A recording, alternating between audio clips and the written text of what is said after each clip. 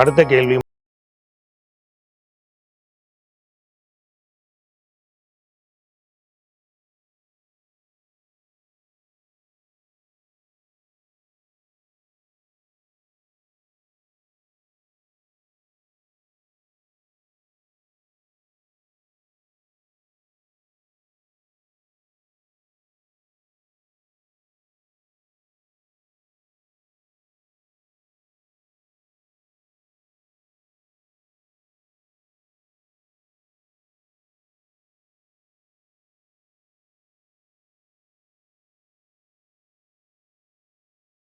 மணிக்கு தான் வருது.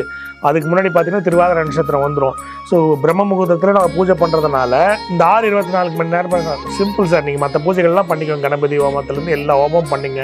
6:24க்கு பிறகு இந்த பால் காய்ச்சற வைபத்தை வச்சுக்கோங்க. இல்லை அப்படின்னா நீங்கள் பூஜையே கொஞ்சம் லேட்டாக கூட ஸ்டார்ட் பண்ணிக்கிங்க. ஸ்டார்ட் பண்ணி ஒரு 6 மணிக்கு 5:30 மணிக்கு மேலே ஸ்டார்ட் பண்ணிங்கன்னா இது 6:30க்கு மேலே பூஜையை லென்த்தாக இழுத்துட்டு வந்தீங்கன்னா உங்கள் புனர்பூச நட்சத்திரத்தில் பூஜை முடிஞ்சிருக்கு.